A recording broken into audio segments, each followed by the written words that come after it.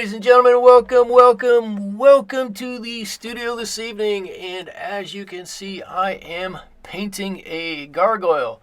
Before I get into talking about the painting of the gargoyle, let me get a few things out of the way. The paints that I'm using here are brand new to me. These are Mission Gold class watercolor paints from Magello. I just got these at the holidays and I'm trying them out. This is my first full painting that I'm doing with them. The paper that I'm using is Dailer Rowney paper. It is wood pulp paper. I've had it left over from a previous project, so I just decided to use it up. So that's that. The brushes that I'm using are my Dainawy Pure Squirrel Quill Mop brushes. I got off of Amazon, and I like them very much. They hold a nice amount of water on them. They release the water beautifully and smoothly onto the paper, and they're just a lovely brush to work with.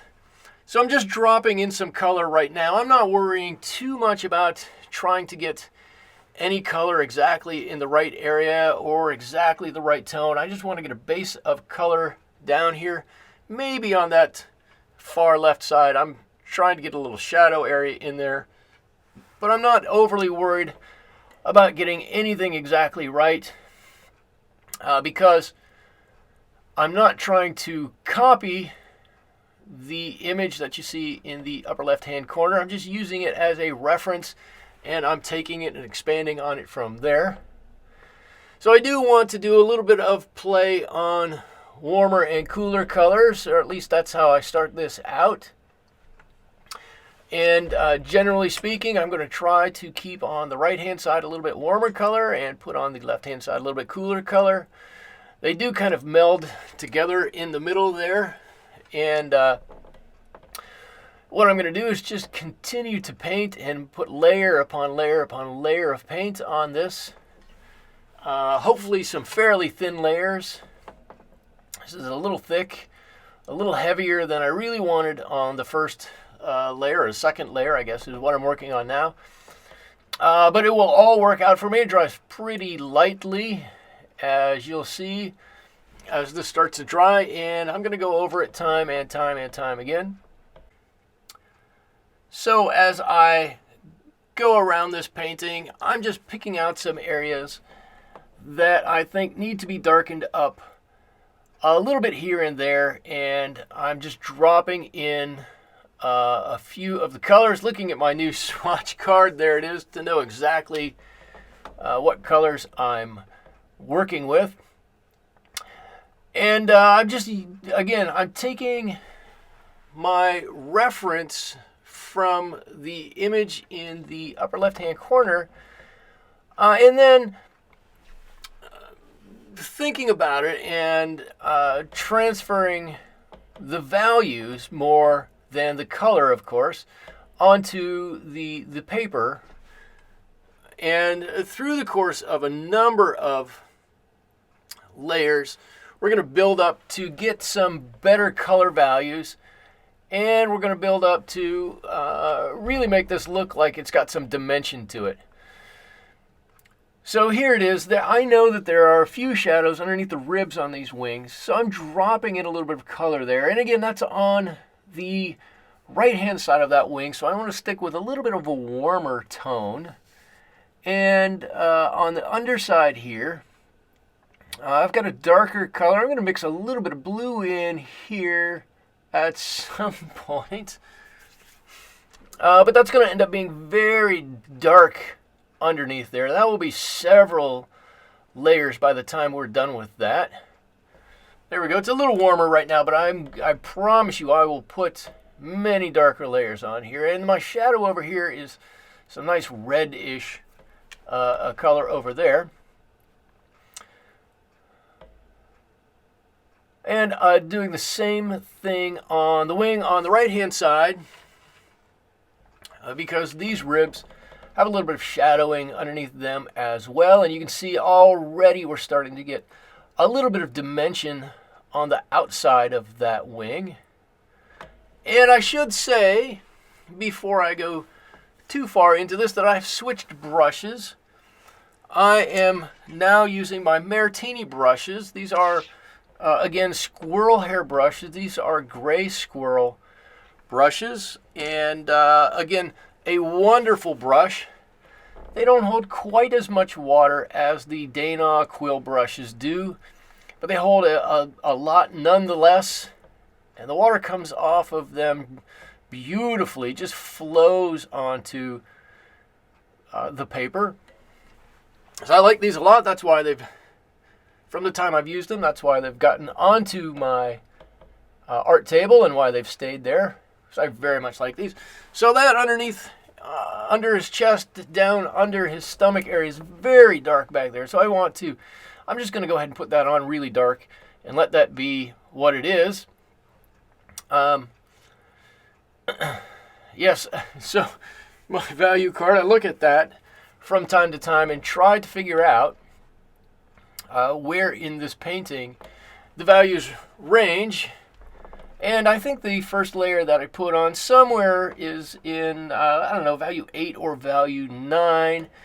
And by the time I'm done, the darkest values on this are probably going to be value 2, which is quite dark, almost fully as saturated as it could be.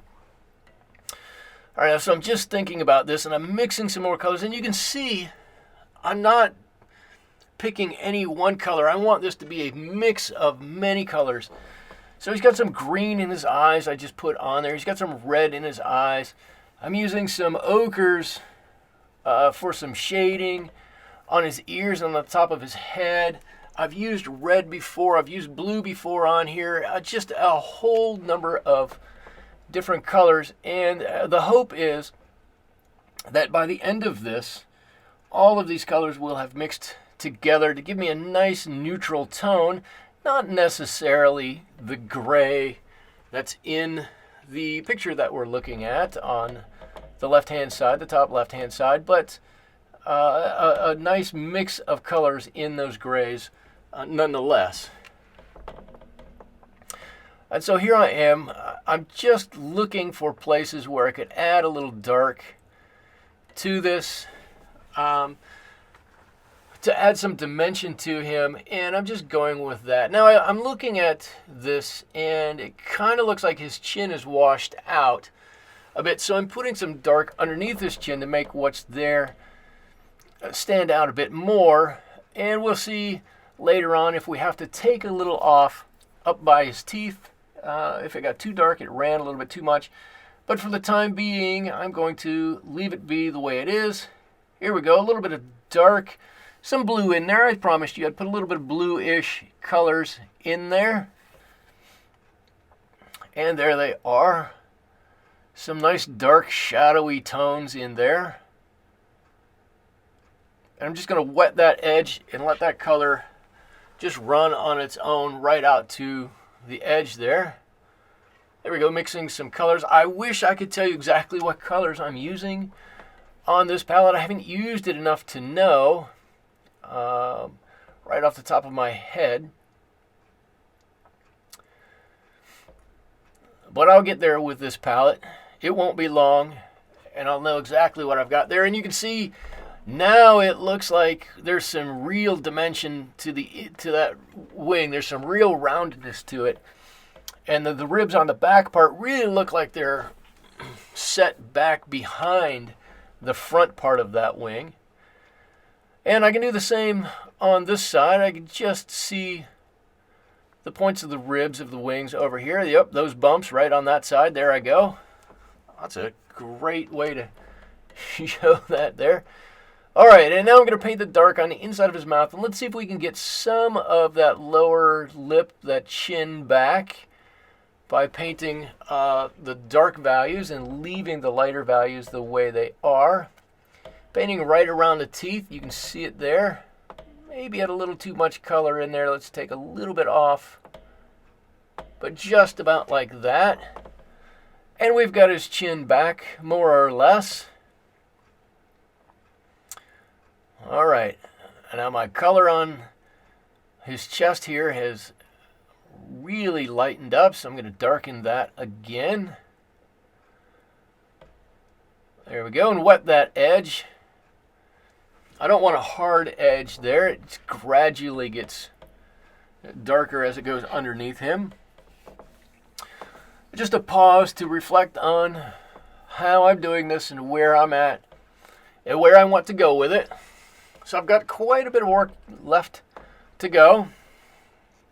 I'd say I'm about halfway done with this one. Oh, I've got to do a little bit with the rock, and I'm going to start that now. And I'm not going to put too much more color on the rock, but I am going to definitely put the cracks and crevices in here and around his toes, make those toes stand out. Maybe there's a little bit of shadow underneath those toes and toenails that are there. There we go. They're just going to start to stand out. The more we put in some of this shadowing on those paws, the more they're going to start to stand out. There they are. You can see them starting to come to life. And although I've done quite a bit of work on this, you can still see there's a lot of that original layer of color that is still left on this painting. And by allowing the colors on that first layer to mix and mingle and not be one static color, it really, at this stage, gives a lot of extra life to this statue, to this gargoyle. So I'm really happy. I'm really glad that I did that and allowed those colors to do what they wanted to, especially on that left arm of his, or his right arm, I guess. He's facing me, so that's his right arm. And on the blue patch underneath his left paw, which is on the right-hand side, you see it just adds a whole lot to this. Okay, so I'm looking and I'm trying to compare values. And there's a big dark spot back there, which really makes his head stand out. Here we go. Let's zoom in a little bit, and you can see. I'll try to get my colors down here. And there we go, mixing a little bit more.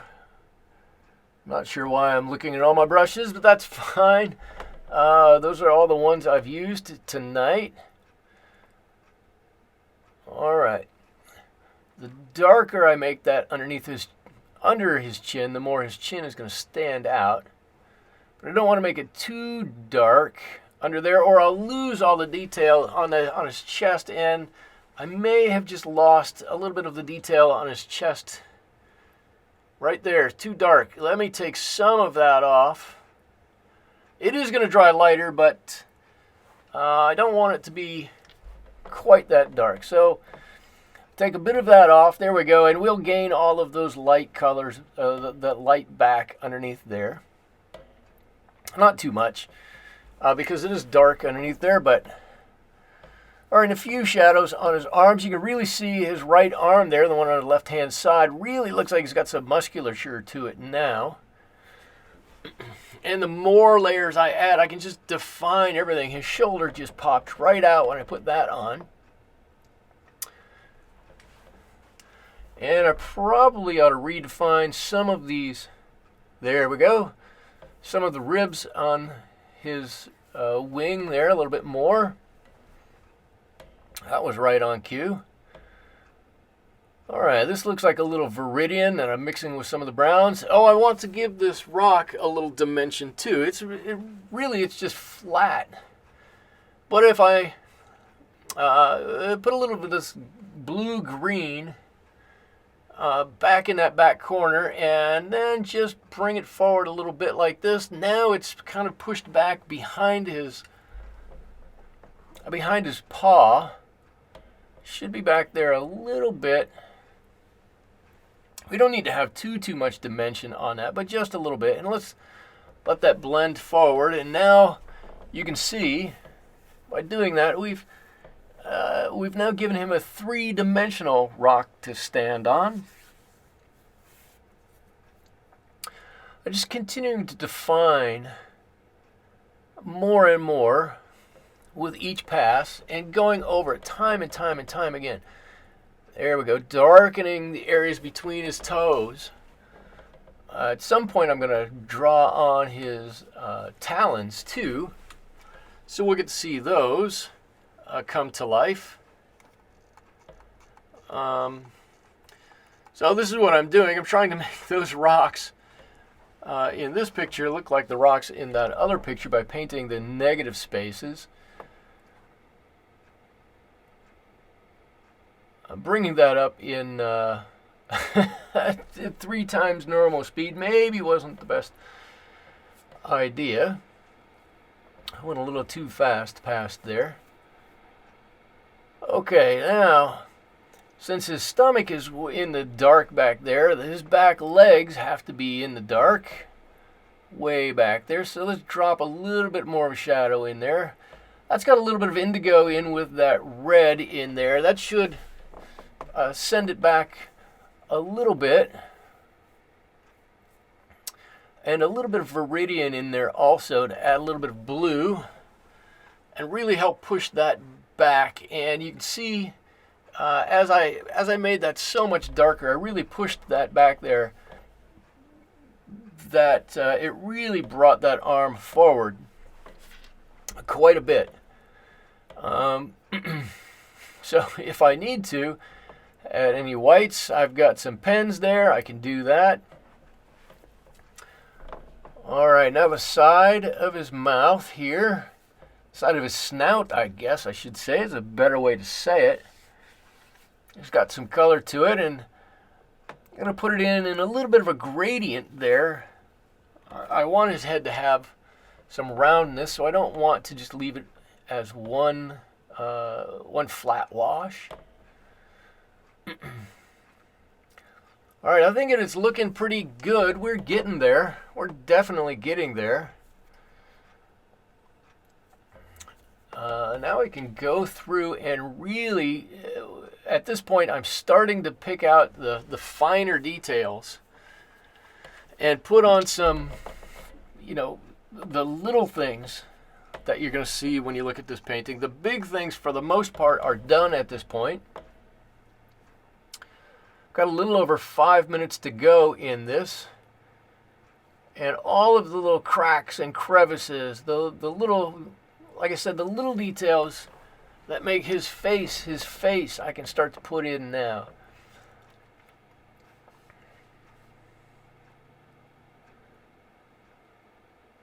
I noticed that the outside of his wing here needs a little bit of work. It's a little bit light, and I'm going to put it in, there you go, with a bit of a graded wash again, and darken it up as I go. There we go, and that will just help to add some dimension to that wing, and it does. The fact that it's redder, it's a warmer color, helps to differentiate the dark from the back inside part of the wing there. It brings it forward, and the blue and the green of the inside of that wing push it back. And if I added some dimension to one side, I need to add that same dimension probably to the other side of the wing. So let's go ahead and do that. I'm going to do that again with a bit of a graded wash here. Okay, there we go. And the very tip of it, put a little color down, and where I want the lightest part to be is just water, and let the paint do the rest of the work for us. And those bits back behind, we really darken those up too, just like on the other side. Make them nice and noticeable. Now his wings really look like they have some dimension to them. The rest of them does too. I don't want to discount him for that. He's looking good. There's a big crack here and a crack there. I think what I need to do next, I'm going to get to it in just a second, is work on the front of this rock just a little bit. Maybe I need to spend, I guess, a little bit more time defining his toes. There we go. Something like that. All right. We can see them all. He's got 10 or so of them there.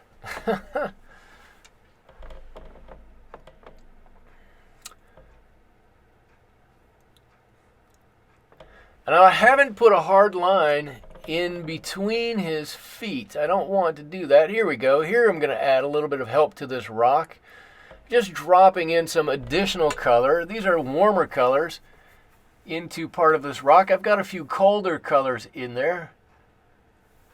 And a little bit of warmer color really helps to just fill this rock out a little bit more. All of a sudden we've got a little bit more interest in there with the warm of this red-brown and the coolness of that green or viridian, whatever the color is, above it, a little bit of ochre there.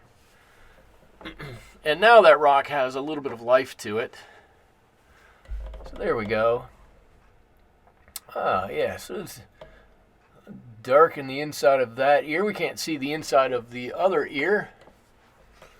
And I've got to do the outside of that ear. Seem to have forgotten to do that. There it is. Nicely done. I'm looking at this and I'm trying to think, what else do I have to do? And one of the things I thought I should do while I was painting this were his eyebrows. But I couldn't make myself do it. You see me pointing at them there. I really like the fact that they stand out. It just gives him a little bit of a different look, I think. It's a bit different. It does make him look a bit more menacing, I think, to see those big old things standing out there. And so I don't paint those.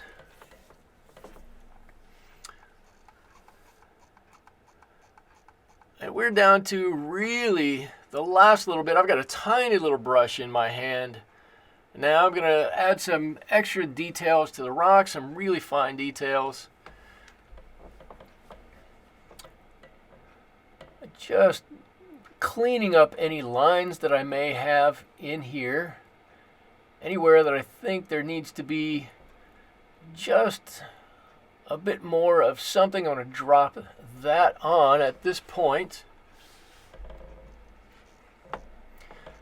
Oh, here I go. There we go. Now I'm going to paint his talons in, and they're just a little bit of line. But you can see that tiny little line, just a little line here and there, and all of a sudden they stand out. It's funny how doing little lines like that really can help a lot.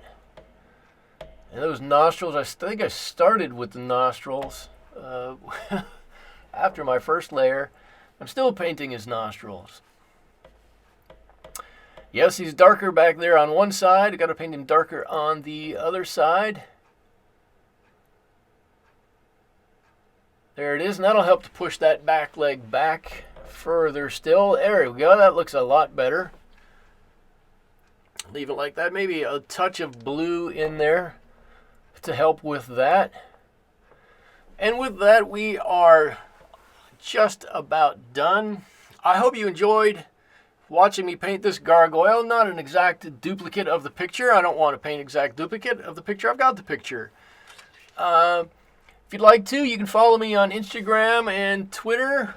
Links are down below. I've got some things, including this picture, up for sale on Etsy. I believe there's a link down below for that too. If you can't find it down below, I do have a website, watercolorswithmichael.com. You can find all of the information along with other stuff there, and you can keep up with what I'm doing. I do have a blog that I update every week, every couple of weeks, twice a week, whenever I need to let my followers know what I'm doing, what I'm up to, what I have upcoming.